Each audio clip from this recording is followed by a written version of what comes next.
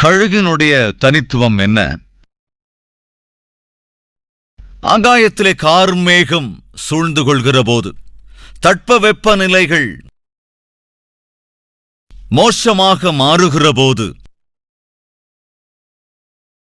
பிற பறவைகள் எல்லாமே கூட அந்த தட்பவெப்ப நிலையை பார்த்து பயப்பட்டு அவை தன் கூடுகளில் வந்து அடைகிற போது, ஒரே ஒரு கழுகு மாத்திரம் தன் முன்னிருக்கிற பெருங்காற்றையும் புயலையும் கூட எதிர்கொள்ள அது முயற்சி செய்கிறது. எதிர்காற்று வீசுகிற போது கழுகின்ற பறவை மாத்திரம் அந்த எதிர்காற்றையே தனக்கு சாதகமாக்கி, அந்த காற்று எந்த திசையிலே வீசுகிறதோ அதே திசையிலே, உங்களுக்கு தெரியுமோ இல்லையோ, அந்த எதிர்காற்றினோடேதான் கழுகு பறப்பதற்கு உற்சாகத்தோடு இருக்குமா. அந்த காற்றை தன் சாதகமாக்கிக் கொண்டு தன் ரெக்கைகளை விரித்து பறக்கின்ற கழுகு அந்த காற்றின் திசையை தனக்கு சாதகமாக்கி, அந்த காற்று வீசுகிற திசையினோடே சேர்ந்து அதனோடே பறந்து அது என்ன செய்யுமாம்? கவனிங்க, அந்த எதிர்காற்று வீசுகிறதுனாலே அதை சார்ந்து தன் ரெக்கைகளை வீசுவதை கூட விட்டுவிட்டு அந்த காற்று போகும் போக்கிலே அந்த ரெக்கைகளை மடக்கி அப்படியே கிளைடிங் பண்ணும், அப்படியே பறந்து செல்லும். எதிர்காற்றையும் தனக்கு சாதகமாக அது மாற்றிக்கொள்ளும். இது எதை காட்டுகிறது? எதை கற்றுத் தருகிறது? இன்னும் ஒரு முறை கூட அந்த வசனத்தை நான் உங்களுக்கு வாசித்து காட்ட விரும்புகிறேன், யோபுவின் புத்தகத்தில். ஏனென்றால் அந்த வசனம் கழுகினுடைய வாழ்க்கைக்கு அல்லது கழுகினுடைய வாழ்க்கையை தெளிவாக காட்டுகிற வசனமாக இருக்கிறது. உன் கற்பனையினாலே கழுகு உயர பறந்து தன் கூட்டை உயரத்தில் கட்டுமோ? எஸ், கழுகு தேவனுடைய கட்டளைக்கு கீழ்ப்படிந்து, தேவனுடைய கற்பனைகளுக்கு கீழ்ப்படிந்து, தன்னை ஏன் தேவன் சிருஷ்டித்தார் என்றறிந்த அந்த நோக்கத்துக்கு கீழ்ப்படிந்து அது என்ன செய்யும்? ஆகாய வீதிகளிலே அற்புதமாய் உயர பறக்கிறது. மறுபடியும் நினைவுபடுத்துகிறேன், இந்த பூமியில் அநேக பறவை இனம் இருக்கிறது. அந்த பறவை இனம் எல்லாமே தன் நிர்மாணத்திற்கேற்றபடி தரையிலே வாழ்கின்ற பறவைகள், தரைக்கேற்ற வாழ்க்கை வாழுகின்ற பறவைகள், மரத்துக்கு மரம் பறந்து செல்லுகிற பறவைகள் தான் நமக்கு தெரியும். ஆனா கவனிங்க, இந்த பறவைகள் எல்லாவற்றை காட்டிலும் வித்தியாசமாக இந்த கழுகு மிகவும் உன்னதமான ஸ்தானத்துல பறக்கிறதா இருக்கிறது. அப்படி தனிமையிலே பறக்க வேண்டும் என்றால் கொஞ்சம் கவனிங்க, பறவைகள் அநேக விதம் உண்டு. அப்படி அநேக விதமான பறவைகளிலே ஜாக்கிரதையாய் கவனிப்போம் என்றால், பறவைகள் எல்லாமே கூட பொதுவாக தன் இன பறவைகளோடு சேர்ந்து பறந்து கொண்டிருக்கும்.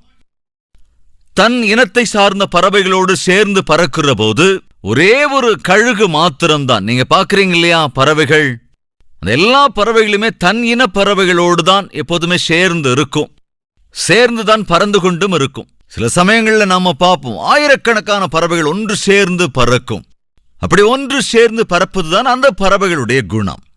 இப்போ கவனிங்க, அந்த பறவைகள் எல்லாம் சேர்ந்து போகும்போது பின்னால் இருக்கிற பறவையை கவனிச்சிருக்கீங்களா? அது கழுகா இருக்கும். அது தனியா தான் தன் பிரயாணத்தை மேற்கொள்ளும். இது எதை காட்டுகிறது? இந்த உலகத்திலே பலவிதமான மக்கள், பலவிதமானவர்கள் இருக்கிறார்கள். பல்வேறு இனத்தை சேர்ந்த மக்கள் இருக்கிறார்கள், பல்வேறு பாஷை பேசுகிறவர்கள் இருக்கிறார்கள், பல்வேறு நம்பிக்கையுள்ள மக்கள் இருக்கிறார்கள். இப்படி பல தரப்பட்ட மக்கள் இருக்கிறார்கள். அவரவர் ஊரின் அடிப்படையிலே, பாஷையின் அடிப்படையிலே, இடத்தின் அடிப்படையிலே, இனத்தின் அடிப்படையிலே ஒன்று சேர்ந்து தொடர்ந்து பயணிப்பார்கள். 4 பேரோடு சேர்ந்து வாழ்வதுதான் க்ஷேமம் என்று நினைப்போம். ஆனா தயவு செஞ்சு கவனிக்கணும், ஒரு கிறிஸ்தவன் என்பவன் 4 பேர் மத்தியிலும் இருக்கிற போதும் அந்த 4 பேரோடு சேர்ந்து உலக பிரகாரமான வாழ்க்கையை வாழ்ந்து இருக்க கொஞ்சம் கூட விருப்பப்பட மாட்டான். காரணம், அவன் உலகத்திலிருந்து வேறு பிரிக்கப்பட்டிருக்கிறவன், பரிசுத்தமான வாழ்க்கை வாழ்வதற்காக அழைக்கப்பட்டிருப்பவன். இந்த உண்மையை, இந்த சத்தியத்தை மறக்க கூடாது என்று சகோதர சகோதரிகளே உங்களை வேண்டிக் கொள்ளுகிறேன். என்னாகமத்தின் புத்தகம் 11வது அதிகாரம் 1வது வசனத்திலிருந்து வாசிக்கிறேன். 11:1 முதல். பின்பு ஜனங்கள் முறையிட்டுக் கொண்டிருந்தார்கள், அது கர்த்தருடைய செவிகளில் பொல்லாப்பாயிருந்தது. கர்த்தர் அதை கேட்டபோது அவருடைய கோபம் மூண்டது. கர்த்தருடைய அக்கினி அவர்களுக்குள்ளே பற்றி எரிந்து பாளையத்தின் கடைசியில் இருந்த சிலரை பட்சித்தது. அப்பொழுது ஜனங்கள் மோசேயை நோக்கி கூப்பிட்டார்கள். மோசே கர்த்தரை நோக்கி விண்ணப்பம் பண்ணினான். உடனே அக்கினி அவிந்து போயிற்று. கர்த்தருடைய அக்கினி அவர்களுக்குள்ளே பற்றி எரிந்ததினால் அவ்விடத்திற்கு தபேரா என்று பெயரிட்டான். ஜனங்கள் அவ்வப்பொழுது தங்கள் இஷ்டம் போல பேசினதினாலே தேவனுக்கு கோபம் வந்து அவர்கள் இருந்த பாளையத்தை தீயிட்டு கொளுத்தினார். அவருடைய பாளையம் தீக்கிரையான போது, சாம்பலாகி போன போது அவர்கள் எல்லோரும் மோசேயின் இடத்திலே ஓடி வந்து, ஐயா, இருந்தெல்லாம் சாம்பலாகிறது, எல்லாம் தீக்கிரையாகிவிட்டது. நீ போய் தேவனிடத்திலே சொல் என்ற போது மோசே சென்று தன்னுடைய ஜனங்களுக்காக விண்ணப்பம் பண்ணினான். தேவன் அவனுக்கு இறங்கி அவன் விண்ணப்பத்தை கேட்டு தாம் அக்கினிக்கு இரையாக்கின அந்த பாளையத்தின் அக்கினியை அமர்த்தி போட்டார். தேவனுக்கு கோபமூட்டினால் அது க்ஷேமம் அல்லவென்று, தேவனுக்கு விரோதமாக பேசினால் அது நல்லது அல்லவென்று அவர்கள் தேவனுடைய கோபத்தை கண்ணார கண்டபோது புரிந்து கொண்டார்கள். ஆனால் 4வது வசனத்தை நாம பார்க்கும்போது, அவர்களுக்குள் இருந்த பல ஜாதியான அந்நிய ஜனங்கள் மிகுந்த இச்சையுள்ளவர்களானார்கள். இஸ்ரவேல் புத்திரரும் திரும்ப அழுது, நல்லா கவனிங்க, இஸ்ரவேலரும் திரும்ப அழுது. இங்க எதை நாம் புரிந்து கொள்ளுகிறோம்? திரும்ப அழுது. இன்னும் சில வார்த்தைகளை கூட நம்ம வாசிக்கலாம். திரும்ப அழுது, நமக்கு இறைச்சியை புசிக்க கொடுப்பவர் யார்? நாம் எகிப்திலே கிரயமில்லாமல் சாப்பிட்ட மச்சங்களையும் வெள்ளரிக்காய்களையும் கொம்மட்டிக்காய்களையும் கீரைகளையும் வெங்காயங்களையும் வெள்ளை பூண்டுகளையும் நினைக்கிறோம். இப்பொழுது நம்முடைய உள்ளம் வாடி போகிறது. எல்லாரும் சேர்ந்து மோசேயின் இடத்துல வந்து, ஐயா எங்களுக்கு இறைச்சி வேணும். எகிப்துல இருந்த போது நாங்க நல்லா வெள்ளரிக்காய் சாப்பிட்டோம், கீரைகளை சாப்பிட்டோம், வெங்காயம் வெள்ளைப்பூண்டை சாப்பிட்டோம், மாமிசங்களை சாப்பிட்டோம், வெள்ளரிக்காய்களை சாப்பிட்டோம், இப்படி எதேதோ சாப்பிட்டோம். என்னங்க இது? எப்ப பார்த்தாலும் எங்களுக்கு இது வேணும், மாம்சம் வேணும், அது வேணும் என்று தேவனுக்கு விரோதமாக அவரை காயப்படுத்தி, அதே போல மோசேக்கு முன்பாக முறுமுறுத்துக் கொண்டிருந்தார்கள். கொஞ்சம் முன்னால தாங்க இந்த மாதிரி பைத்தியக்காரத்தனமா பேசினதுக்கு, வாய்க்கு வந்தபடியெல்லாம் பேசினதுக்கு தேவன் கோபம் உண்டவராகி எல்லாவற்றையும் அக்னியால் பற்றி எறிய பண்ணினார். அதெல்லாத்தையும் பார்த்தாங்க தானே, புத்தி வந்திருக்கணுமா இல்லையா? ஆனா மறுபடியும் முறுமுறுக்க ஆரம்பிச்சிட்டாங்களே. இந்த முறுமுறுப்புக்கு, இந்த மாதிரி வேலைகளுக்கெல்லாம் காரணம் யாருங்க? அந்நிய ஜனங்கள் இங்கு குறிப்பிடப்பட்டிருக்குது. என்னன்னா, இவர்கள் எகிப்திலே இருந்தபோது, கவனிங்க, இஸ்ரவேல் ஜனங்கள் எகிப்திலே இருந்தபோது, எகிப்திலே வாசம் பண்ணின இந்த இஸ்ரவேல் ஜனங்கள் என்ன செய்தார்கள் என்றால், எகிப்தியர்களோடு கலந்து விட்டார்கள். இவர்கள் பிள்ளைகளை அவர்களுக்கு கொடுப்பது, அவர்கள் பிள்ளைகளை இவர்கள் கொள்வதெல்லாம் நடந்தது. இப்போ இஸ்ரவேலர்களுக்கு மத்தியிலே எகிப்தவர்களும் வந்து குடும்ப உறுப்பினர்களாகிவிட்டார்கள். அவர்களுக்குள் இருந்த ஆகார இச்சை அவர்களுக்குள்ளோடு இருப்பது மாத்திரமல்லாமல் அவர்களோடு உறவு கொண்டதன்பமாக இப்ப இஸ்ரேல் ஜனங்களுக்குள்ளும் அதையே வளர்க்கிறாங்க. அங்க முதலாவது முறுமுறுத்தவர்கள் யார்? அந்த அந்நிய ஜனங்கள் தான். அவங்கள பார்த்து இப்ப யாரு முணுமுணுக்கிறது? இஸ்ரவேல் ஜனங்களும். சோ இங்க அந்நிய ஜனங்கள், முறுமுறுக்கிற அந்நிய ஜனங்கள் யாருங்க? எகிப்தியர்கள். இஸ்ரவேல் ஜனங்கள் யார்? தேவன் தெரிந்து கொண்ட அவருடைய ஜனங்கள், தேவனால் தெரிந்து கொள்ளப்பட்ட அவருடைய ஜனமாக அழைக்கப்பட்ட இஸ்ரவேல் ஜனங்கள் அந்நிய ஜனத்தாரோடு சேர்ந்து கொண்டு தவறிழைக்க ஆரம்பித்த போது அங்கே என்ன நடக்கிறது? தேவனுக்கு விரோதமாக எழும்பினார்கள். தேவன் நியாயப்பிரமாணத்திலே மிக தெளிவாக எழுதி வைத்திருக்கிறார், பிறரோடு கூட நீங்கள் கை கலக்க கூடாது, அந்த ஜனங்களோடு பெண் கொள்வதும் பெண் கொடுப்பதும் கூடாது. திட்டவட்டமாக அங்கு கட்டளை தரப்பட்டிருக்கிறது. அதே விஷயத்தை கூட கொரிந்தியருக்கு எழுதின நிருபத்திலே நாம் 6வது அதிகாரத்திலே பார்க்க முடியும். விசுவாசிக்கும் அவிசுவாசிக்கும் இருக்கிற ஒற்றுமை என்ன? விசுவாசி ஒரு அவிசுவாசியை மனம் செய்து கொள்வது கூடாது என்றால், விசுவாசி இன்னொரு விசுவாசியைத்தான் மணக்க வேண்டும். அவிசுவாசியை விவாகம் பண்ணுவது கூடாது. விவாக வயது வருகிற போது, விவாக பருவம் வருகிற போது நம்மில் அநேகர் தவறி விடுகிறார்கள். நல்லா கவனிங்க, உத்தியோக விஷயத்துல தவறு நடந்தா வேறொரு உத்தியோகத்துக்கு போயிட முடியும். வியாபாரத்தில் ஏதாவது தப்பு நடந்துட்டா இன்னொரு வியாபாரத்தை ஆரம்பிக்க முடியும். ஏதோ ஒரு வாகனம் வாங்குற விஷயத்திலோ வீடு கட்டுற விஷயத்திலோ ஏதாவது ஒரு தவறு நடந்துட்டா இன்னொரு வாகனத்தையோ இன்னொரு வீட்டையோ கட்டிக்கொள்ள முடியும். ஆனால் விவாக விஷயத்தில் அவசரப்பட்டு விவாக விஷயத்தில் ஏதாவது தவறு நடந்துட்டா கணவனையோ மனைவியையோ மாற்ற முடியாது. இப்பொழுதும் இந்த வார்த்தையை கேட்கிற எனக்கு அன்பான சகோதர சகோதரிகளை தயவு செஞ்சு கவனிங்க. அன்று அவர்கள் செய்த அந்த காரியம் இஸ்ரவேல் ஜனங்களுக்கு நஷ்டத்தை கொண்டு வந்தது. அந்த அந்நிய ஜனங்கள் தேவனுக்கு விரோதமாக நடந்து கொண்டார்கள், தேவனுக்கு விரோதமாக முறுமுறுத்தார்கள். எப்படி முறுமுறுக்கிறார்கள் கவனிங்க. எகிப்திலே நாங்கள் இருந்தபோது அங்கே சாப்பிட்ட மாமிசம் எங்கள் நினைவுக்கு வருகிறது. கீரைகளும் வெள்ளரிக்காய்களும் வெங்காய்கள் எல்லாம் எங்கள் நினைவுக்கு வருகிறது. என்று தேவனுக்கு எரிச்சல் உண்டாகும்படி பேசிய போது இஸ்ரவேல் ஜனங்கள் என்ன சொல்லி இருக்க வேண்டும்? புத்தி இருக்கா உங்களுக்கு? கீரைகளும் வெள்ளரிக்காய்களும் வெங்காயங்களும் நினைவுக்கு வருதா?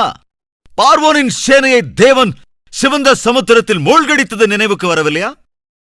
பின்னால் பார்வோன் சேனையும் முன்னே சிவந்த சமுத்திரமும் தடையாக இருந்த போது தேவன் ஆச்சரிய காரியங்களை செய்து அந்த சிவந்த சமுத்திரத்தை 2ஆய் பிளந்த காரியங்கள் நினைவுக்கு வரவில்லையா?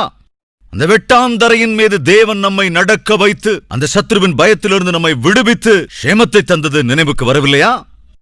தாகத்தால் தவித்துக் கொண்டிருந்த போது கண்மலையிலிருந்து நம் எல்லோருக்கும் தேவையான தண்ணீரை தேவன் வரவழைத்தது நினைவுக்கு வரவில்லையா? பிரயாணம் செய்து வந்த அநேக சந்தர்ப்பங்களில் அமலேக்கியர் நமக்கு எதிராய் தாக்குதலை தொடுக்க வந்தபோது அந்த போராட்டத்திலிருந்து நம்மை விடுவித்து அவர்களுக்கு எதிராய் வெற்றியை கொடுத்தாரே, நினைவுக்கு வரவில்லையா? இருளில் நாம் தவிக்க கூடாது என்று தேவன் அக்னி ஸ்தம்பத்தை கொடுத்தார்.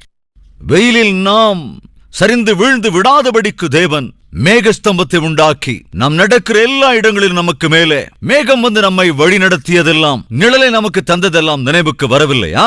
எதை அவர்கள் நினைவில் வைத்திருந்திருக்க வேண்டும்? வெள்ளரிக்காயா? எதை அவர்கள் ஞாபகத்தில் வைத்திருக்க வேண்டும்? வெங்காயத்தையா?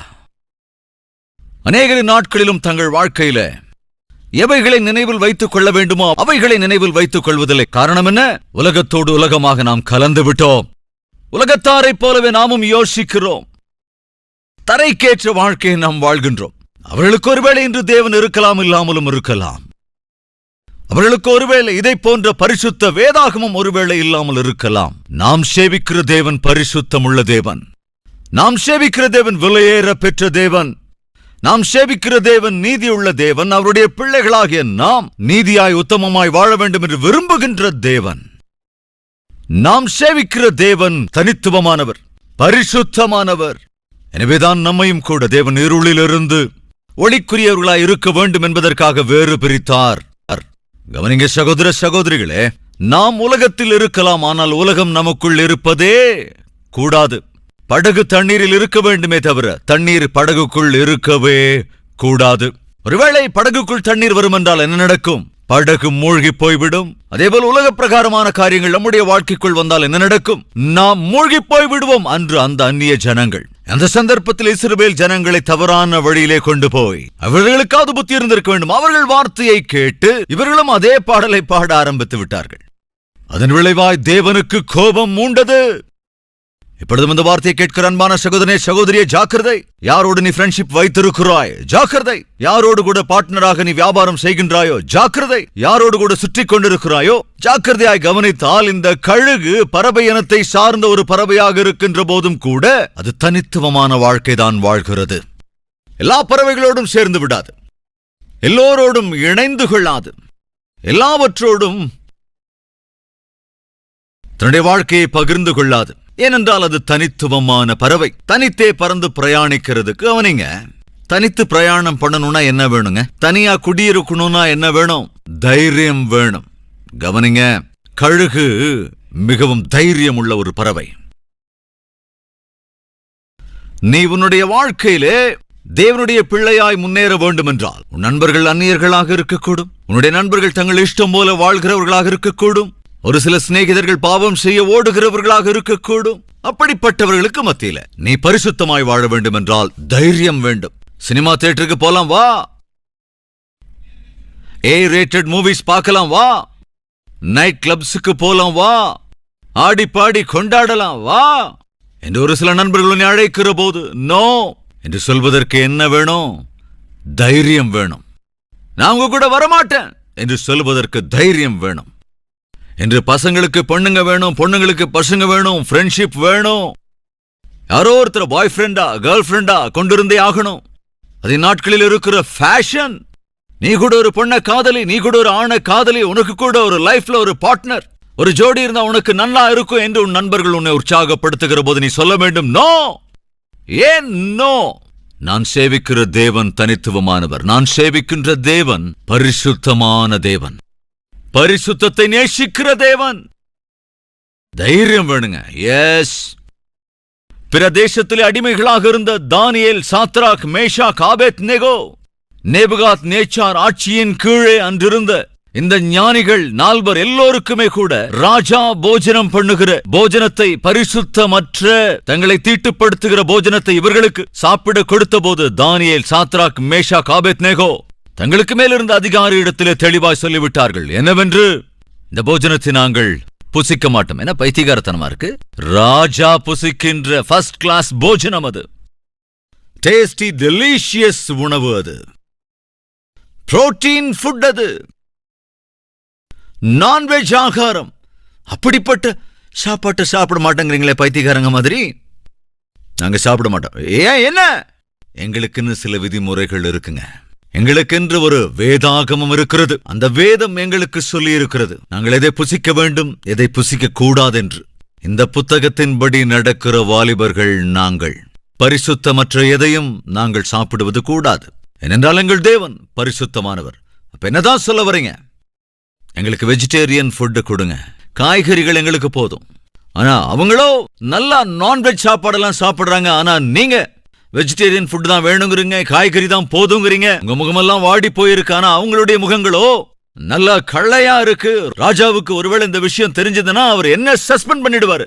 தானியேல், சாத்ராக், மேஷாக், ஆபேத்நேகோ சொன்னார்கள், அதெல்லாம் நடக்காது. எப்படி சொல்றீங்க? ஜஸ்ட் ஒரு 10 days டெஸ்ட் பண்ணி பாருங்க. நாங்க சாப்பிடுற போஜனம், அவங்க சாப்பிடுற போஜனம், அது எதுவா இருந்தாலும், அவங்க சாப்பிடுற ஆகாரம் எவ்வளவு புரோட்டீன் ஃபுட்டா இருந்தாலும், நான்வெஜ்ஜா இருந்தாலும், நாங்க அந்த சாப்பாட்டை கண்டிப்பா சாப்பிட மாட்டோம்.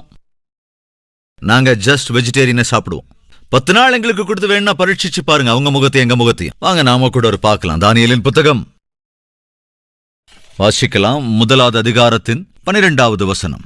10 நாள் வரைக்கும் உமது அடியாரை சோதித்து பாரும். எங்களுக்கு பருப்பு முதலான மரக்கறிகளையும் குடிக்க தண்ணீரையும் கொடுத்து, மரக்கறிகளையும் தண்ணீரையும் கொடுத்து, எங்கள் முகங்களையும் ராஜபோஜனத்தில் புசிக்கிற வாலிபருடைய முகங்களையும் ஒத்துப்பாரும்.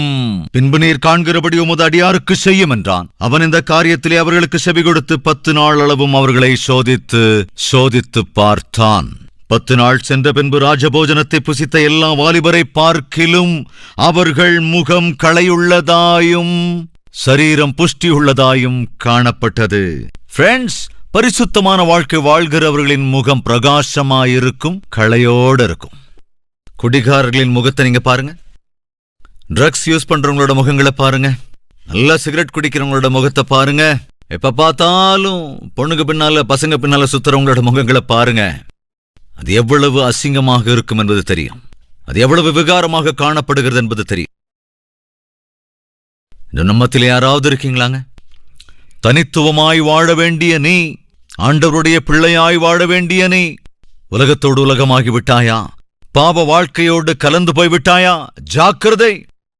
அவருடைய நட்பு உன்னுடைய வாழ்க்கையும் கெடுக்கும். தேவனுக்கு விரோதமாக நடக்க பண்ணிவிடும். அந்த அந்நிய ஜனங்கள் இஸ்ரவேல் ஜனங்களுக்குள் ஒரு தாக்கத்தை உண்டாக்கி அவர்களை தேவனுக்கு விரோதமாக நடக்க வைத்து விட்டார்கள். மறந்து போனார்கள் தேவன் செய்த ஆச்சரிய காரியங்களை. மறந்து போனார்கள் தேவன் அவர்களை அந்த வனாந்தரத்திலே வழி நடத்தி வந்த விதத்தை. ஆனா எது நினைவில் இருந்தது அவங்களுக்கு? எகிப்தின் வெங்காயமும் வெள்ளப்பூண்டுங்க. ஆனால் எதையும் மறந்து போனார்கள். தேவன் செய்த ஆச்சரிய அற்புத காரியங்களை மறந்து போனார்கள். இந்த அநேக குடும்பங்களில் கணவன் மனைவி சண்டையிடுகிறார்கள்.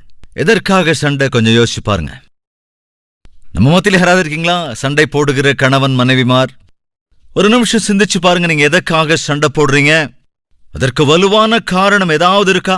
கொஞ்சம் கவனமா யோசித்து பார்ப்போம். என்றால் கணவன் மனைவி சண்டையிடுகிற போது அந்த சண்டைக்கான காரணத்தை தேடினீங்கன்னா ரொம்ப சில்லியா இருக்குங்க, ரொம்ப சீப்பானதா கூட இருக்கும். நீங்கள் எதை மறந்து போகிறீர்கள் என்றால், நம்மை சமாதானப்படுத்துவதற்காகத்தான் இயேசு சிலுவையிலே அறையப்பட்டார் என்ற விஷயத்தை மறந்து போயிடுறீங்க. நீயும் நானும் சமாதானமாக வாழ வேண்டும், நீயும் நானும் சந்தோஷமாக வாழ வேண்டும், நீயும் நானும் ஐக்கியத்தோடு, நாம் எல்லோருமே கூட தேவனிடத்தில் ஐக்கியத்தோடு வாழ வேண்டும் என்றுதான் இயேசு கிறிஸ்து சிலுவையில் தம் உயிரை தியாகம் செய்தார். தேவனே தம்முடைய ஒரே பேரான குமாரன் இந்த உலகிற்கு அனுப்ப வேண்டி வந்தது அவர் அன்று சிலுவையில் மரித்தார் என்பதனால்தான். தேவனை விட்டு விலகி நாம் வாழ்கிற போது தேவனுடைய கரங்களையும் நம்முடைய கரங்களையும் இயேசு கிறிஸ்து பற்றிக்கொண்டு தேவனுக்கு விரோதமாக வாழ்ந்து கொண்டிருந்த, சத்துருக்களாய் வாழ்ந்து கொண்டிருந்த நம்மை தேவனோடு சமாதானம் பண்ணுவதற்கு இயேசு கிறிஸ்து சிலுவையிலே மரித்து தேவனுடைய கரத்தையும் பாவியாகிய உன்னுடைய என்னுடைய கரத்தையும் தேவனுடைய கரத்தில் அர்ப்பணித்து சமாதானத்தை அருளிச் செய்தார் என்பதை மறந்து போய்விடுகிறோம். எல்லா சின்ன சின்ன விஷயங்களுக்கு கூட சமாதானத்தை இழந்து போய்விடுகிறோம். பிள்ளைகளோடு உள்ள சமாதானத்தை இழந்து போய்விடுகிறோம், கணவனோடு உள்ள சமாதானத்தை இழந்து விடுகிறோம், மனைவியோடு உள்ள சமாதானத்தை இழந்து விடுகிறோம், மருமகளோடு மாமியாரோடு உள்ள சமாதானத்தை இழந்து விடுகிறோம். ஒருமுறை சிந்தித்து பார், எதற்காக சமாதானத்தை இழக்கிறாய்? யோசித்து பார்த்தால் அது ஒரு சில்லி ரீசன்ஸுக்காக. தேவாதி தேவனோடு உள்ள சமாதானத்தை இழந்து போவது என்பது எவ்வளவு சீப் அப்படிங்கிற விஷயத்தை யோசிச்சு பாருங்க. சின்ன சின்ன கீரர்களோடு ஆரம்பிக்கின்ற அந்த 2 பேருக்கு மத்தியில் ஆரம்பிக்கும் சண்டை ஒரு பெரிய விரிசலை உண்டாக்கும். கடைசியிலே பெரிய விதத்தில் அல்லது ஒருவருக்கொருவர் பயப்படுகிற விதத்திலே, கலக்கமடைய செய்கிற விதத்திலே உருவாகி விடுகிறது. நினைவிருக்கிறதா? நான் சொன்னேன், பறவைகள் எல்லாம் சேர்ந்துதான் பறந்து கொண்டிருக்கும். ஆனால் ஒரே ஒரு கழுகினம் மாத்திரம்தான் தனியாக பறந்து பயணிக்கும். அப்படி பறந்து பயணிக்கிற போது ஒரு சத்தியத்தை தெரிந்து கொள்ள வேண்டும். அது சொல்கிறது, நான் தைரியமுள்ள பறவை என்று. நல்லா கவனிங்க, அது அப்படி ஒரு சாட்சியை சொல்லுகிறது. நீ கிறிஸ்தவன் என்றால் தைரியமாய் வாழ வேண்டும். பைபிள் சொல்லுகிறது, நீதிமான் சிங்கத்தை போல தைரியமாயிருப்பான் என்று. நீ பரிசுத்தமாக வாழ்கிற நபராயிருப்பாய் என்றால் தைரியமாக வாழ்வாய். தேவனுடனான ஐக்கியத்தை கொண்டிருக்கிற நபர் என்றால் தைரியமாக வாழ்வாய். அதே சமயத்துல சமாதானத்தோட கூட வாழ்வாய், சந்தோஷத்தோடு கூட வாழ்வாய். பயப்பட வேண்டிய அவசியம் இருக்கவே இருக்காது. யாரோ ஒரு நபரிடத்திலே கேட்டார்களாம், உண்மை சொல்லணும் நீங்க, என்னது உன் மனைவினா உனக்கு பயமா இல்லையா? அப்ப அவர் சொன்னார், என் மனைவினா எனக்கு பயமே கிடையாது. உண்மைய சொல்லு, உன் மனைவினா உனக்கு பயமா இல்லையா? மறுபடியும் சொல்றேன், மனைவினா எனக்கு பயம் இல்ல, மனைவினா எனக்கு பயம் இல்ல. உண்மையை சொல்றா? சொன்னல தான் பயம் இல்ல. உண்மையான விஷயத்த சொல்றா. அந்த பக்கம் பார்த்து எந்த பக்கம் பார்த்துட்டு யாருக்கும் சொல்ல மாட்டேன். என்னது பயம் இல்லையா? வேற என்ன இருக்கு? நடுக்கம்.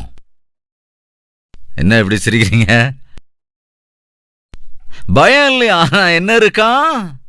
நடுக்கம், கலக்கம். நான் அப்பப்போ சொல்லணும்ல, அம்மா நீங்க சாதாரணமான ஆட்கள் இல்லம்மா. கணவனுக்கு பயந்து நடக்கிற மனைவி, மனைவிக்கு பயந்து பயத்தோட கூட வாழ்கிற குடும்பம். யோசிச்சு பாருங்க, அது உண்மையிலே ஒரு குடும்பம் தான். தயவு செஞ்சு யோசிக்கணும் நீங்க. ஒருத்தர் ஒரு மருந்து கடைக்கு போனாரு, போய் எங்க கேட்கிறாரு, விஷம் இருந்தா கொடுங்கய்யா. என்னது விஷமா? எதுக்கு?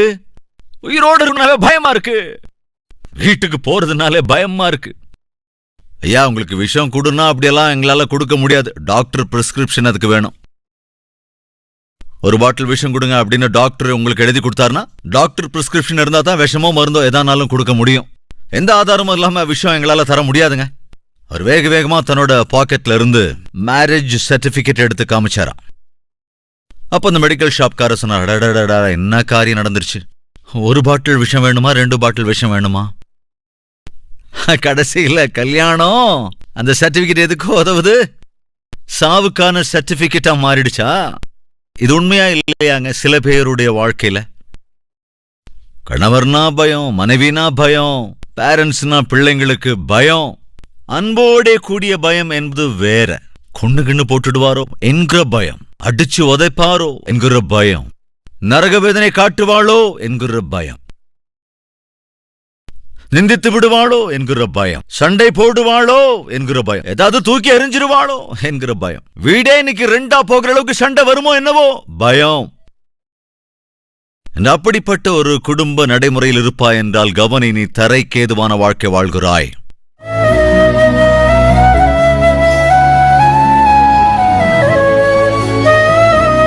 மகா பரிசுத்தமும் அன்பும் நிறைந்த பிதாவே, கழுகாகிய அந்த பறவை மட்டும்தான் எதிர்காற்றுக்கு எதிர் திசையிலே போகிறது. அந்த காற்றையே தனக்கு சாதகமாக்கிக் கொண்டு இன்னும் உயர உயர பறக்க முயற்சி செய்கிறது. என்று அப்பேற்பட்ட வாழ்க்கை எங்களுக்கும் வேண்டும். பிரச்சனைகளாக இருந்தாலும், கஷ்டங்களாக இருந்தாலும், சோதனைகளாயிருந்தாலும், பொருளாதார பிரச்சனைகளாயிருந்தாலும், சுகவீனமாயிருந்தாலும், ஆபத்துக்களாயிருந்தாலும், சத்துருவின் பயமாக இருந்தாலும், இவளெல்லாவற்றையும் நாங்கள் எதிர்கொண்டு இவளெல்லாவற்றிற்கும் மேலான உன்னதமான நிலைக்கு, ஸ்தானத்திற்கு நாங்கள் சேர்வதற்கு தேவையான விசுவாசத்தை எங்கள் ஒவ்வொருவருக்கும் அருளிச் செய்யுங்கப்பா.